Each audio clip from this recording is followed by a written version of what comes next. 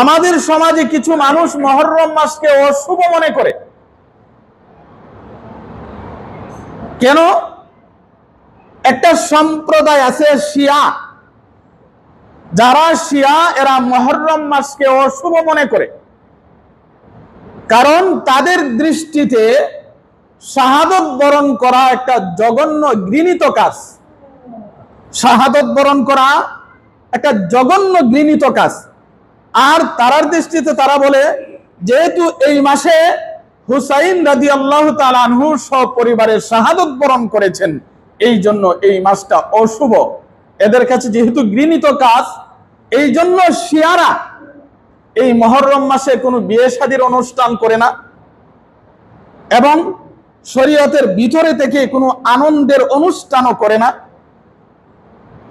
তারা বিভিন্ন কাজ থেকে তারা বিরত থাকে। আর এই শিয়াদের কার্যকলাপ থেকে আমাদের মুসলমান সমাজেও বহু বিষয় ঢুকে গেছে, অথচ মুসলমানের খবর নাই। এগুলো মুসলমানের কাজ নয়, মূলত শিয়াদের কাজ। তাহলে আমাদের জানার বিষয়, মুহররম মাস শুভ না অশুভ? ইসলাম এবং মুসলমানের দৃষ্টিতে মুহররম মাস একটি সম্মানী মাস, মুহররম মাস একটি ফজিলতপূর্ণ মাস। মুহররম শব্দ থেকেই, মুহররম শব্দের অর্থই হলো সম্মানী, ফজিলতপূর্ণ। সুতরাং মুহররম মাসকে কোনো অশুভ স্পর্শ করতে পারে না। মুহতারাম হাজিরিন, এলাকার সর্বস্তরের মুসলমান ভাইসব,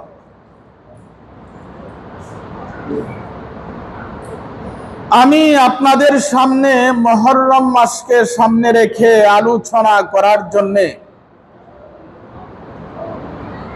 10 নম্বর পারা সূরাতুত তাওবার 36 নম্বর আয়াতের একাংশ তিলাওয়াত করেছি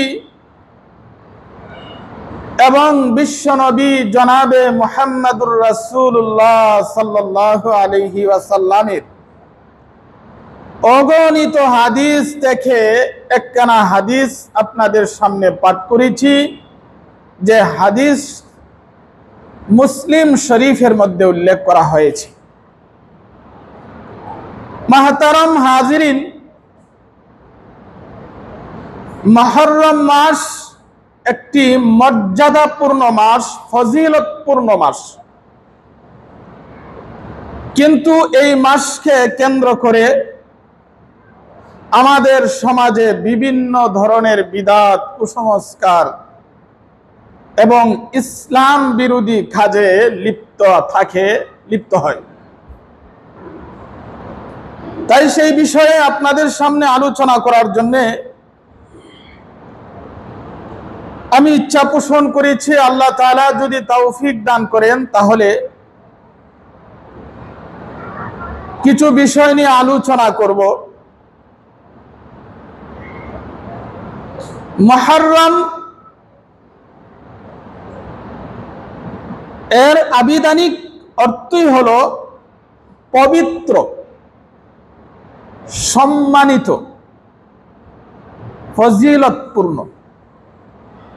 মুহররম শব্দের অর্থ হলো পবিত্র, সম্মানিত, ফজিলতপূর্ণ। আর মুহররম মাসের 10 তারিখকে আশুরা বলা হয়। ইসলামী পরিভাষায় মুহররম মাসের 10 তারিখকে আশুরা বলা হয়। আশুরা মানে মুহররম মাসের 10 তারিখ। আমাদের দেশে 3 প্রকার সন গণনার প্রচলন চালু আছে। আমাদের দেশে কয় প্রকারের সন গণনার প্রচলন চালু আছে? 3 প্রকারের সন। 1 নম্বর হলো হিজরি সন, 2 নম্বর হলো বাংলা সন, 3 নম্বর হলো ঈসাই বা খ্রিস্টীয় সন। তাহলে আমাদের দেশে কয়টা সন গণনার প্রচলন আছে? 3টা। আমরা হিজরি সন গণনা করে থাকি, বাংলা সন গণনা করে থাকি, ইসাই বা খ্রিস্টীয় সন গণনা করে থাকি।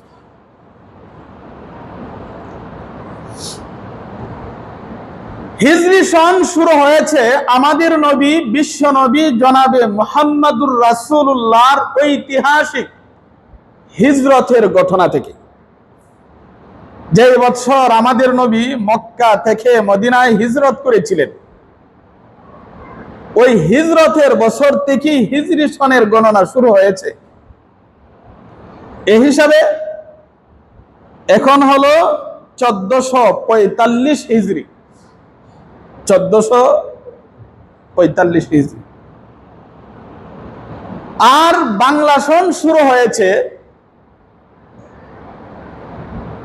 মুঘলদের মধ্য থেকে বাদশাহ আকবরের যুগে। বাদশাহ আকবরের যুগ থেকে বাংলা সনের গণনা শুরু হয়েছে। আর ইসাই বা খ্রিস্টীয় সন হযরত ঈসা আলাইহিস সালাতু ওয়াস সালামের জন্ম থেকে শুরু হয়েছে। তাহলে একটা হলো হিজরি সন, আর একটি হলো বাংলা সন, আর একটা হলো ইসাই বা খ্রিস্টীয় সন।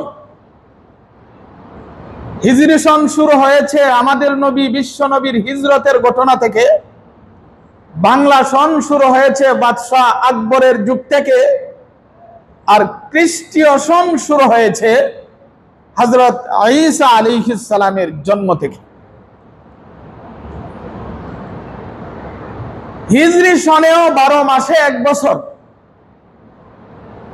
বাংলা সনেও 12 মাসে 1 বছর, খ্রিস্টীয় সনেও 12 মাসে 1 বছর। তাহলে হিজরি সনে কত মাসে 1 বছর? 12 মাসে। বাংলা সনে কত মাসে? 12 মাসে। খ্রিস্টীয় সনে 3 সনেই 12 মাসে 1 বছর। এই কথাটা আমরা পরিষ্কার ভাবে জানি, 12 মাসে 1 বছর। কিন্তু 12 মাসে 1 বছর কখন থেকে শুরু হয়েছে আর কে আবিষ্কার করেছে, এই কথাটা আমাদের জানা নাই। 12 মাসে 1 বছর, এটা কি বাংলাদেশ স্বাধীন হওয়ার পর থেকে শুরু হয়েছে, না পাকিস্তান স্বাধীন হওয়ার পর থেকে শুরু হয়েছে? কখন থেকে শুরু হয়েছে? আমি যে আয়াত আপনাদের সামনে তিলাওয়াত করেছি, আল্লাহ তাআলা সেই আয়াতই আলোচনা করেছেন। আসমান জমিন সৃষ্টির পর থেকে 12 মাসে 1 বছর। আর আবিষ্কার করেছেন কে? স্বয়ং মহান রব্বুল আলামিন। আর 12 মাসে 1 বছর, এর মধ্যে 4টা মাস হলো সম্মানী মাস। 12 মাসের মধ্যে কয়টা মাস সম্মানী? আল্লাহর দৃষ্টিতে সব মাসই সম্মানী, কিন্তু বিশেষভাবে কয়টা মাস সম্মানী? একটা হলো যুল কায়দা, আরেকটা হলো জিলহজ, আরেকটা হলো মুহররম, আরেকটি হলো রজব। এই 4টি মাস হলো সম্মানী মাস। এই 4টা মাস হলো সম্মানী মাস।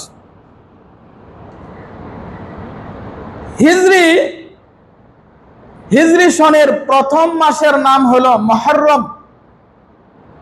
বাংলা সনের প্রথম মাসের নাম বৈশাখ। ইংরেজি সনের প্রথম মাসের নাম জানুয়ারি। ইংরেজি সনের প্রথম মাসের নাম জানুয়ারি। আরবি সনের, হিজরি সনের প্রথম মাসের নাম হলো মুহররম। আর মুহররম মাস একটি সম্মানী মাস, একটি ফজিলতপূর্ণ মাস। বাংলা ও ঈসাই সন, বাংলা সন আর ঈসাই সন, এই দুইটা সন সূর্যের গতির ভিত্তিতে গণনা করা হয়। এই দুইটা সনের গণনা কিন্তু হয় সূর্যের গতির সাথে। এই জন্য এই দুইটা সনকে বলা হয় সৌর বৎসর অথবা সূর্য বৎসর। আর হিজরি সন চন্দ্রের গতির সাথে, চন্দ্রের গতির ভিত্তিতে গণনা করা হয়। এই জন্য হিজরি সনকে বলা হয় চান্দ্র বৎসর।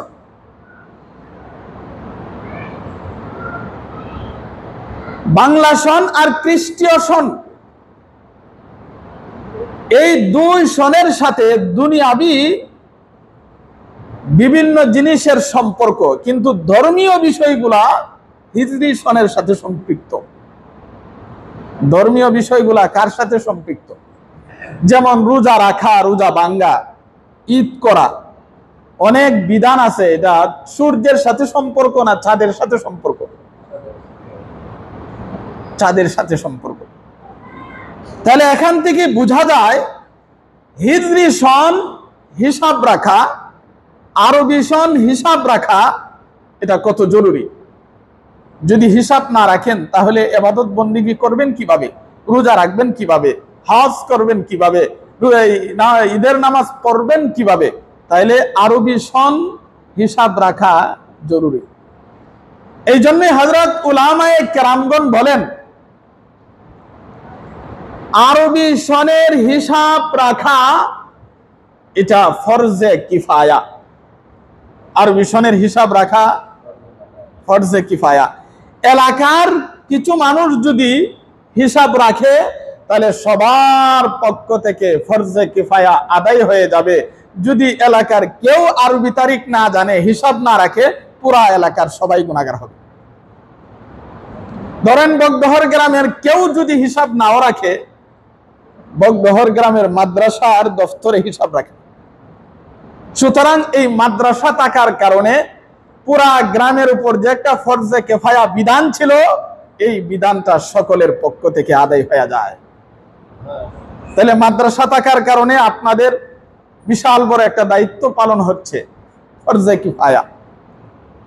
কারণ এখন বর্তমান সমাজে অধিকাংশ মানুষ বাংলা সনের হিসাব জানে, ইংরেজি সনের হিসাব জানে, বাংলা তারিখ জানে, ইংরেজি তারিখ জানে, কিন্তু আরবি তারিখ জানে না। জিজ্ঞাসা করলে বলতে পারবে না। এই জন্য মুহতারাম হাজিরিন, এখান থেকে চান্দ্র বৎসরের গুরুত্ব আমাদের কাছে বিষয়টা ফুটে উঠেছে।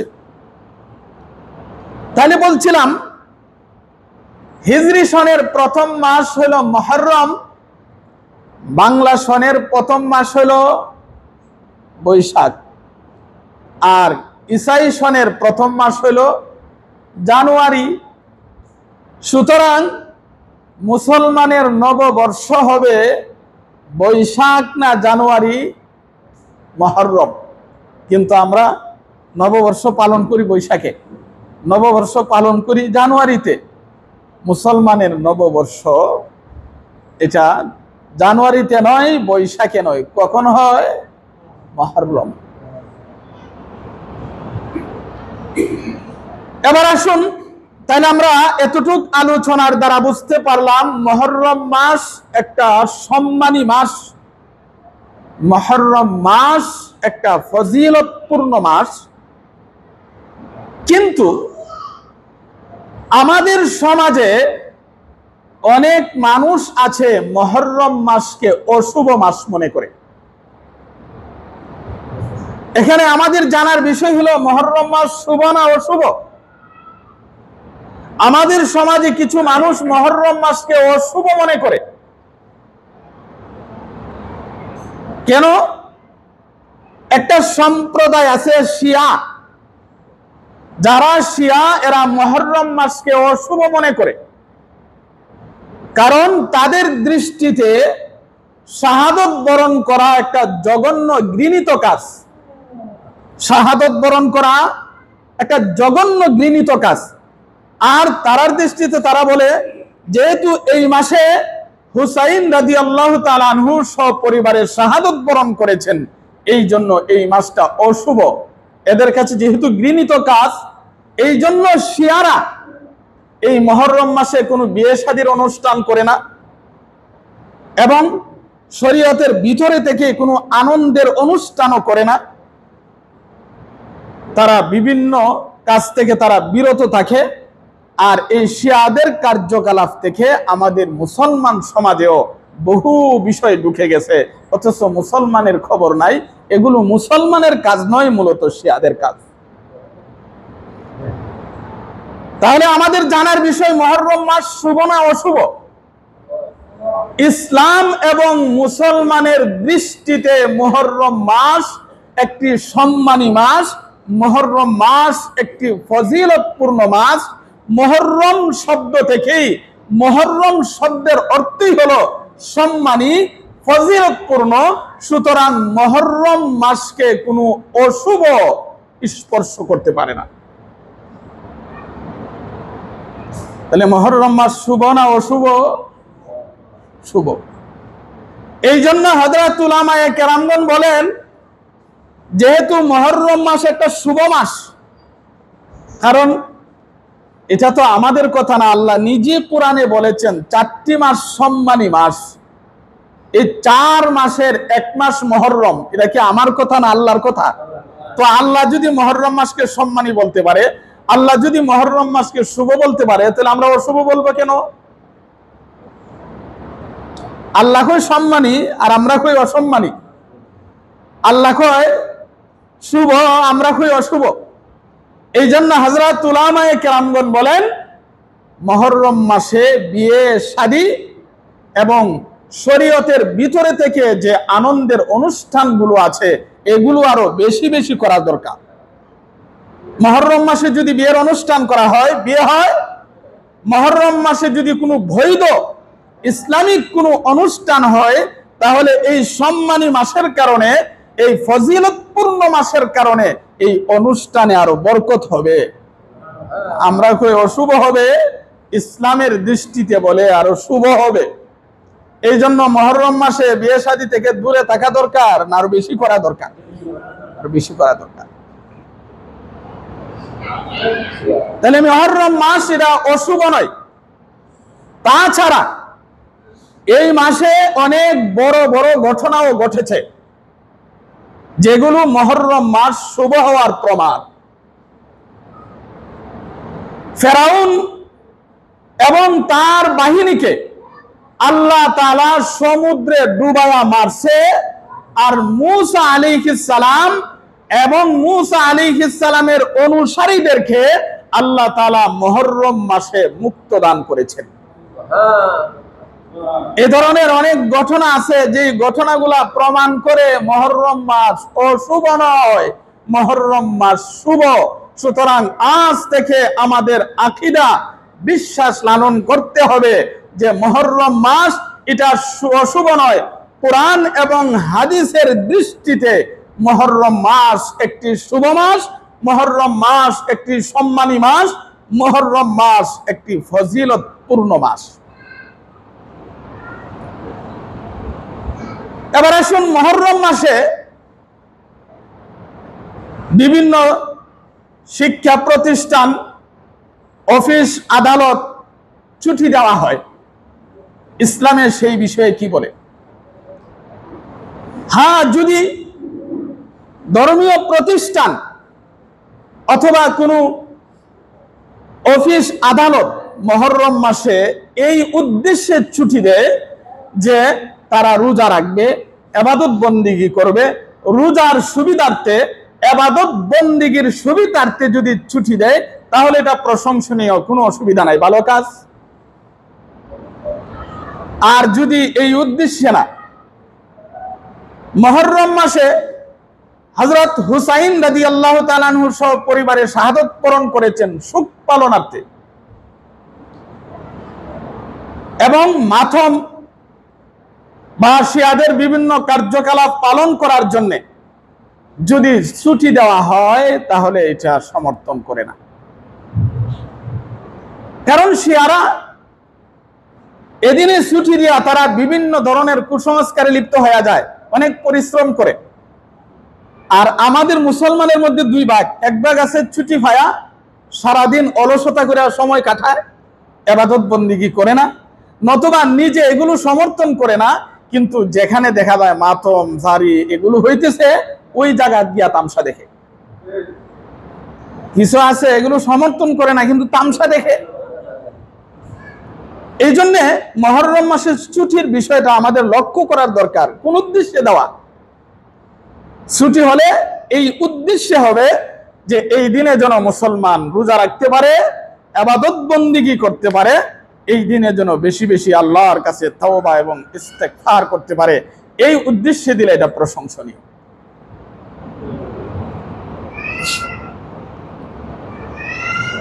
এবার আসুন আমরা একটা হাদিস শুনে থাকি, সেটা হলো আমরা অনেক সময় শুনে থাকি নবী করিম সাল্লাল্লাহু আলাইহি ওয়াসাল্লাম বলেছেন, যে ব্যক্তি মুহররম মাসে তার সাধ্য অনুযায়ী পরিবার পরিজনের জন্য ভালো খাবারের ব্যবস্থা করবে, আল্লাহ তাআলা তাকে সারা বছর ভালো খাওয়াবেন বা তার রিজিকের মধ্যে আল্লাহ তাআলা ওয়াসাআত দান করবেন। এই হাদিস শুনি আমরা। এই হাদিসের ব্যাখ্যা কি? হাদিসের বিশুদ্ধতার কোনো প্রমাণ নেই। এই জন্য হযরত উলামায়ে কেরামগণ বলেন, এই বিষয়টা নিয়ে বাড়াবাড়ি করা যাবে না। এই বিষয়টা নিয়ে বাড়াবাড়ি করা যাবে না। কেউ যদি মুহররম মাসে বা আশুরার দিনে মুহররম মাসে যদি ভালো খাবারের ব্যবস্থা করে, তাহলে কোন উদ্দেশ্যে করবে? ইবাদত মনে করে নয়, সওয়াব মনে করে নয়, জরুরি মনে করে নয়, শুধু রিজিক বৃদ্ধির নিয়তে করতে পারে। কিন্তু রিজিক বৃদ্ধির আমল শুধু এটা না, ভালো মুহররম মাসে আশুরার দিনে ভালো খাইবো আর সারা বছর ভালো খাইতে পারবো, রিজিক বৃদ্ধির আমল তো এছাড়া আরো আছে। এর মধ্যে উলামায়ে কেরামগণ বলেন, তুমি যদি সব ধরনের গুনার কাছ থেকে বাঁচতে পারো, আল্লাহ তাআলা তোমার রিজিকের মধ্যে প্রশস্ততা দান করবেন। গুনাহ থেকে বাঁচলে আল্লাহ রিজিক দান করবেন, কিন্তু গুনাহ ছাইরা রিজিক বাড়াইতে রাজি না। বালা খায়া রিজিক বাড়াইতে রাজি। বালা খাইলে সুবিধা, আশুরার দিনে বালা খাইলে সারা বছর খাইতে পারবো, এটা সুবিধা। বালা খায়া রিজিক বাড়াইতে চাই, অথচ কোরআন হাদিসে বলে তুমি সব ধরনের গুনাহ থেকে বাঁচো। গুনাহ থেকে বাঁচলে আল্লাহ তোমার রিজিকের মধ্যে ওয়াসাআত দান করবেন, কিন্তু গুনাহ ছাড়তে রাজি না। এই জন্য মুহতারাম হাজিরিন, এবার আসুন মুহররম মাসের 10 তারিখকে আশুরা বলা হয়। আশুরা উপলক্ষে আমরা কি আমল করতে পারি? আশুরা উপলক্ষে হাদিসে 2টি আমলের কথা বলা হয়েছে। আশুরা উপলক্ষে কয়টা আমল করা যায়? 2টি আমল করা যায়। একটি হলো রোজা রাখা, আর একটা হলো তাওবা ও ইস্তেগফার করা। এই 2টি আমলের কথা হাদিসে উল্লেখ আছে। তিরমিজি শরীফের হাদিস, একজন সাহাবী নবী করিম সাল্লাল্লাহু আলাইহি ওয়াসাল্লামকে জিজ্ঞাসা করলেন, হে আল্লাহর রাসূল, রমজান মাসের পরে কোন মাসে আপনি আমাকে রোজা রাখার নির্দেশ দেন? নবী করিম সাল্লাল্লাহু আলাইহি সাল্লাম বলল, রমজানের পরে তুমি যদি রোজা রাখতে চাও তাহলে মুহররম মাসে রোজা রাখো, কারণ মুহররম মাস হলো আল্লাহর মাস। মুহররম মাস কার মাস? এবং নবী করিম সাল্লাল্লাহু আলাইহি সাল্লাম বলেন, মুহররম মাসে একটা দিন আছে, ওই দিনে আল্লাহ তাআলা অনেকের তাওবা কবুল করেছেন, ভবিষ্যতেও অনেকের তাওবা কবুল করবেন। তাহলে মুহররম মাসের এই দিন কোন দিন? হযরত উলামায়ে কেরামগণ বলেন আশুরার দিন, মুহররম মাসের 10 তারিখ। তাহলে এই হাদিস থেকে আমরা 2টা আমল পাইলাম। একটা হলো নবী করিম সাল্লাল্লাহু আলাইহি ওয়াসাল্লাম রোজা রাখার কথা বলেছেন, আরেকটি হলো তাওবা ও ইস্তেগফার করার কথা বলেছেন। তাহলে মুহররম মাস উপলক্ষে আমরা কয়টা আমল করতে পারি? 2টা আমল। একটা হলো নফল রোজা রাখা, আর একটি হলো তাওবা ও ইস্তেগফার করা। আমি যে হাদিস আপনাদের সামনে পাঠ করেছি,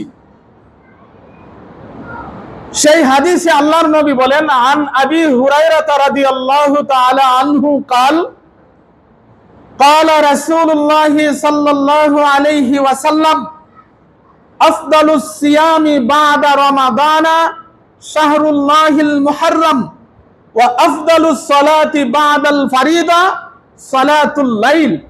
নবী করিম সাল্লাল্লাহু আলাইহি সাল্লাম বলেন, রমজানের পরে সর্ব উত্তম রোজা হলো আল্লাহর মাস মুহররমের রোজা, এবং ফরজ নামাজের পরে সর্ব উত্তম নামাজ হলো রাতের নামাজ। তাহলে এই হাদিস দ্বারা আমরা পরিষ্কার ভাবে বুঝতে পারলাম, রমজান মাসের পরে কেউ যদি নফল রোজা রাখতে চায় তাহলে কোন মাসে রাখতে পারে? মুহররম মাসে, বিশেষ করে আশুরার রোজা, মুহররম মাসের 10 তারিখের রোজা।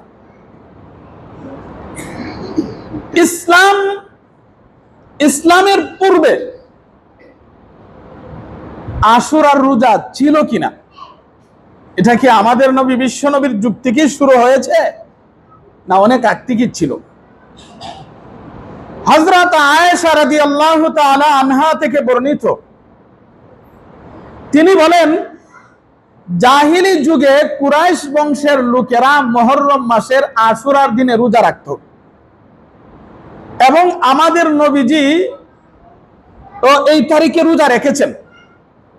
কিন্তু নবী করিম সাল্লাল্লাহু আলাইহি সাল্লাম যখন মক্কা থেকে মদিনায় হিজরত করে গেলেন, যাওয়ার পরে নবীজি আশুরার দিনে রোজা রাখছেন এবং রাখার নির্দেশও করেছেন। কিন্তু যখন রমজানের রোজা ফরজ হয়েছে, তখন আশুরার রোজা সম্পর্কে নবীজি বললেন, ইচ্ছা হলে রোজা রাখো, ইচ্ছা হলে না রাখো। তাহলে মুহররম মাসের রোজা ফরজ, আল্লাহর নবী বলছেন ইচ্ছা হলে রাখো, তোমার ভালো লাগলে, সাধ্যে কুলাইলে তুমি রাখো, অসুবিধা হইলে না রাখো। ইসলামে আশুরার রোজা সম্পর্কে কি বলে? আরেক হাদিসে নবী করিম সাল্লাল্লাহু আলাইহি সাল্লাম বলেছেন, হযরত ইবনে আব্বাস থেকে বর্ণিত, তিনি বলেন, নবী করিম সাল্লাল্লাহু আলাইহি সাল্লাম যখন মক্কা থেকে মদিনায় গেলেন, গিয়া দেখে ইহুদিরা মুহররম মাসের 10 তারিখ আশুরার দিনে রোজা রাখে। নবীজি জিজ্ঞাসা করলেন, তোমরা এই দিনে রোজা রাখো কেন? তারা বলল, এই দিনে আমরা রোজা রাখি, এই দিনে আল্লাহ তাআলা ফেরাউন এবং তার বাহিনীকে সমুদ্রে ডুবাইয়া ধ্বংস করেছেন, এবং আমাদের নবী মুসা এবং তার অনুসারীদেরকে আল্লাহ মুক্তি দিয়েছেন। এই জন্য মুসা আলাইহিস সালাম রোজা রাখতেন, এই জন্য আমরাও রোজা রাখি। তখন নবী করিম সাল্লাল্লাহু আলাইহি সাল্লাম বললেন, মুসা আলাইহিস সালামের ব্যাপারে তোমাদের তুলনায় আমরা বেশি হকদার। এই জন্য নবীজি নিজেও রোজা রাখলেন এবং নবীজি সাহাবায়ে কেরামকে রোজা রাখার নির্দেশ দিলেন। সাহাবায়ে কেরামকে রোজা রাখার। তাহলে এই হাদিসগুলো দ্বারা আমরা বুঝতে পারলাম, মুহররম মাসের আশুরার রোজা এটা সুন্নাত, ফরজ বা ওয়াজিব না। বহু হাদিসে আছে নবীজি বলছেন ইচ্ছা হলে রাখো, ইচ্ছা হলে না রাখো।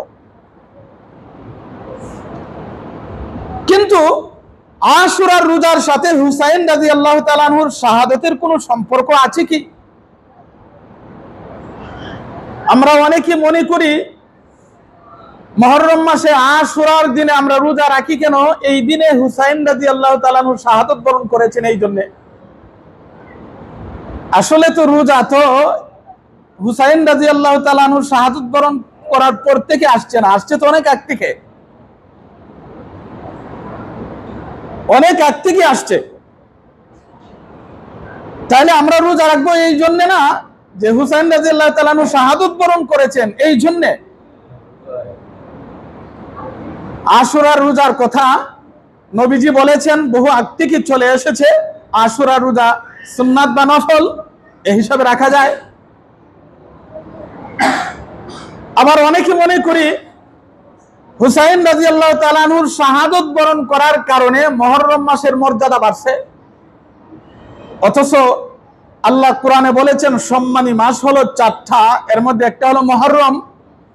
তাহলে হুসাইন রাদিয়াল্লাহু তাআলা আনহুর শাহাদাত বরণ করার কারণে মুহররমের মর্যাদা বাড়ে নাই, বরঞ্চ হুসাইন রাদিয়াল্লাহু তাআলা আনহু এই মাসে শাহাদাত বরণ করার কারণে তার শাহাদাতের মধ্যে মর্যাদা বৃদ্ধি পেয়েছে। এই মাসে শাহাদাত বরণ করার কারণে তার মর্যাদা বৃদ্ধি পাইছে। তাহলে মুহতারাম হাজিরিন, আমরা মুহররম মাস উপলক্ষে, বিশেষ করে আশুরা উপলক্ষে আমরা কয়টা আমল করতে পারি? দুইটা আমল করতে পারি। একটা হলো রোজা রাখা, আর একটা হলো তাওবা ও ইস্তেগফার করা। মুহররম মাসে বেশি বেশি করে আল্লাহ তাআলার কাছে তাওবা করবেন, ইস্তেগফার করবেন। আল্লাহ তাআলা আমাদের সবাইকে তৌফিক দান করুন, সকলে বলুন আমিন। এবার আসুন, মুহররম বা আশুরা উপলক্ষে আমাদের সমাজে কিছু বিদআত কাজ চালু আছে।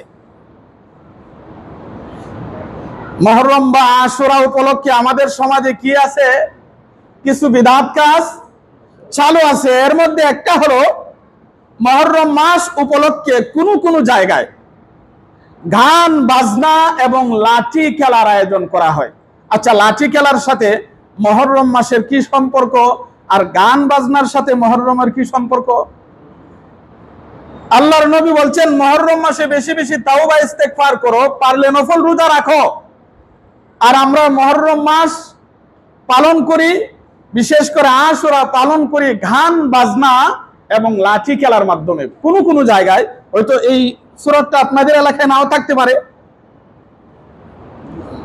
2 নাম্বার, মুহররম মাস বা আশুরা উপলক্ষে অনেক জায়গায় তাজিয়া তৈরি করা হয় এবং তাজিয়াকে সম্মান করা হয়, যা ইসলামে নিষেধ।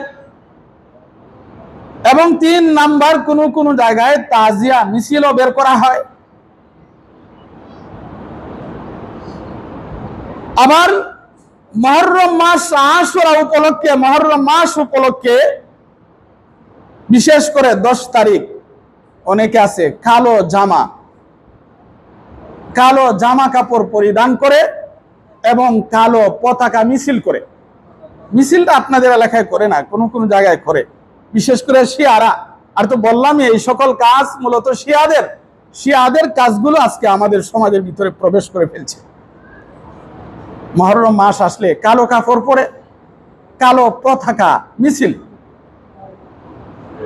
5 নাম্বার, কিছু মানুষ আছে মুহররম মাসের প্রথম 10 দিন তারা খাটে ঘুমায় না, মাটির মধ্যে ঘুমায়, সুখ পালন করে। কই ঘুমায়? মাটির মধ্যে ঘুমায়। এবং কিছু জায়গায় তো এমনও আছে, মুহররম মাস বিশেষ করে আশুরা উপলক্ষে এবং মুহররম মাসের প্রথম 10 দিন তারা গোশত, মাছ ইত্যাদি খায় না, শুধু নিরামিষ খায়। তাহলে হুসাইন রাদিয়াল্লাহু তাআলা আনহু শাহাদাত বরণ করেছেন মুহররম মাসের 10 তারিখ আশুরার দিনে। এই জন্য আপনি মুহররম মাসের 10 দিন নিরামিষ খান, গোশত খান না, মাছ খান না। এছাড়া আর বড় কোনো ঘটনা নাই। আমাদের নবী, বিশ্ব নবী দামদান মুবারক শহীদ করেছিলেন, ওই তারিখটা গেল কোথায়? আমাদের নবীজিকে রক্তাক্ত করেছেন, ওই তারিখটা গেল কোথায়? হযরত হুসাইন রাদিয়াল্লাহু তাআলা আনহু হযরত উসমান রাদিয়াল্লাহু তাআলা আনহুকে শাহাদাত বরণ করতে হয়েছে, ওই তারিখটা গেল কোথায়? লক্ষাধিক নবীদের উপরে জুলুম অত্যাচার করেছে, এদের তারিখ গেল কোথায়?